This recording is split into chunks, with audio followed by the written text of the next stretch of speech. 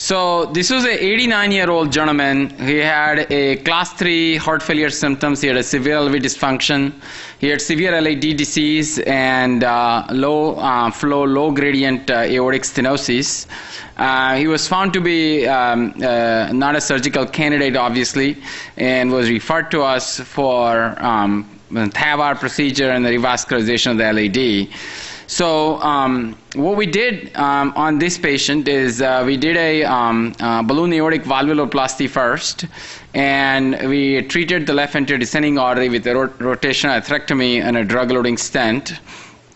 And the patient did very well with that procedure. He had no problem.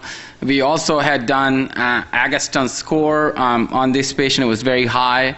So we did not do a dobutamine stress echo on him because we were worried about his LAD disease. So 6 weeks later, he had recurrent heart failure symptoms, and his valve was looking very poor. His valve area was 0.5. However, the mean gradient was still low, and his LV function was still around 20-25%. The Impella use here is a little unusual. Is there much experience with Impella and aortic stenosis? Yeah, so we have quite a few cases of balloon aortic valvuloplasty and then going on to do a very complicated intervention. Now, we don't do it all the time, but we do it quite frequently. So, in fact, I just did a case 2 days ago where a patient came in with a cardiogenic shock, very poor LV function, critical aortic stenosis, severe two-vessel coronary disease. So we ballooned the valve, put the Impella CP and went on to do the coronary intervention. So it's not, I never had difficulty, but you do have to do it over the wire rather than a wire-free Impella insertion like you could do it in a normal aortic valve. And you pre-dilate? Yes. Now, some people pre-dilate with a smaller balloon, but in a patient with a shock like the one that I'm describing, we would actually just do a regular big balloon valvuloplasty. So in that patient, we use the 23 true balloon.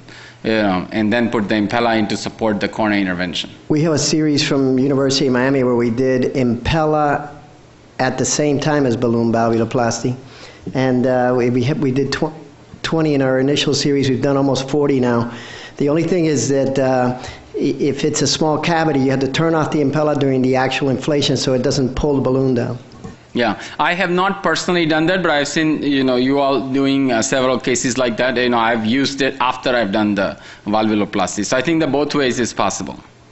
So this is just a simple slide to show you his TEE measurements before the valve.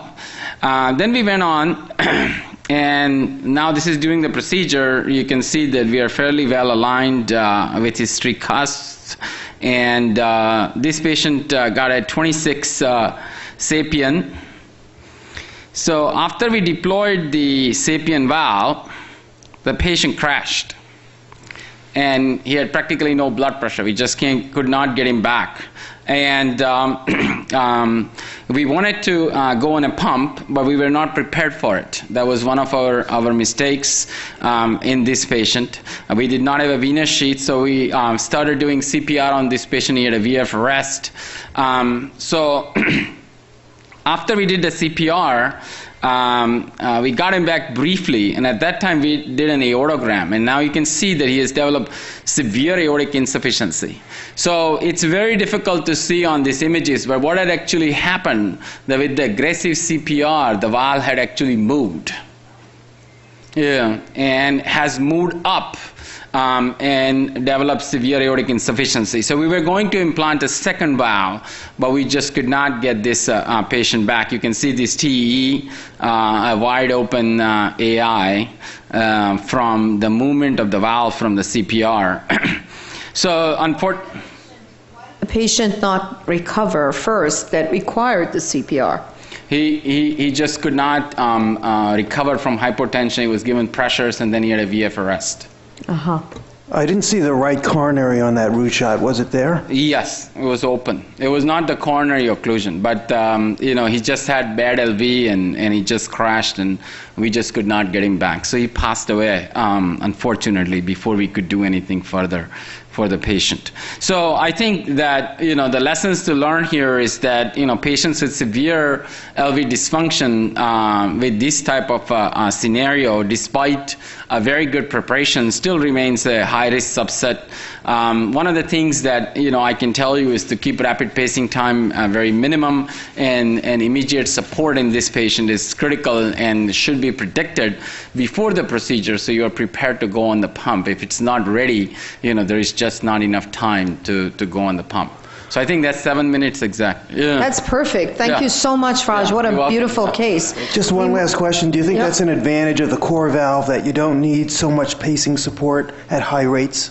Yeah, this was done a couple of years back. So yeah, I know, but I don't know that we should be using that as like an advantage of one valve versus the other. And I do think that there are certain positives and negatives for both of the valves. And yes, for these low EF patients, you really want to try to keep the pacing to a minimum. I do think that we paced for too long for all of those things. So maybe that's going to kind of come down. Thank you so much, Raj, welcome. for this. And we move to